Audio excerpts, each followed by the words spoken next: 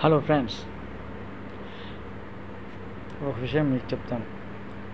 చెరపకురా చెడిదవు, ఉరకకురా పడిదవు అనే సామెత. ఇది నిజమా అబద్ధమా?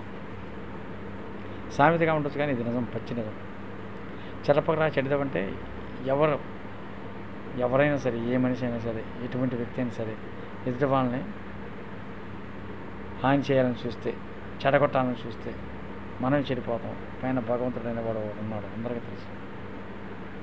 ఆ భగవంతుడు వచ్చి న్యాయం చేస్తాడని వచ్చి గ్యారంటీ న్యాయం చేస్తాడు, మనిషి రూపంలోనే వచ్చి. అది యథార్థమైనది, 100% నిజం. ఇంకొకటి, ఉరకకురా పడేదవు. ఏదో ప్రాణాంశం వచ్చి ఉరకొచ్చు, అది వేరు. ఉరకకురా పడేదామంటే ప్రతి విషయాన్ని స్పీడ్గా ఆలోచించకూడదు, కొన్ని నిదానంగా ఆలోచించే ఉంటాయి. ఎలా కూడా ఆలోచించవచ్చు అనమాట. అందుకని ఉరకొకరా పడదామంటే స్పీడ్గా ఆలోచించకుండా అది మంచిదే చెడుదే అని కూడా ఆలోచించాలి కొన్ని విషయాలు. అంటే జాగ్రత్త పరిగెత్తేటప్పుడు నిదానం చూసుకొని పరిగెత్తే కొంత కవర్ అవుతుంది.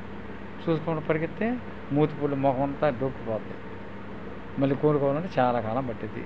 అది ఉరకొకరా పడదామంటే పడక ఏం చేస్తారు. అందుకని ఆలోచించి చేయాలి ఈ పని.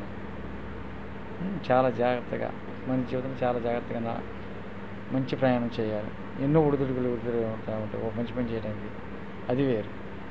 ఒక మంచి పని చేయడానికి దేవుడు మనకు ఎప్పుడూ సహకరిస్తూనే ఉంటాడు. కష్టాలు వచ్చినాయి చివరంచుల వరకు వెళ్ళి ఓటమి మంచు అనుకుంటాం. అది ఓటమి మంచం కాదు, మనకి గెలుపు మంచు అనమాట. యథార్థమైన సంఘటన. ఓటమి మంచుని గెలుపు అనేది ఎప్పుడు ఉంటుంది, అది తథ్యం. ఇక నేను ఉంటాను friends. Thank you very much.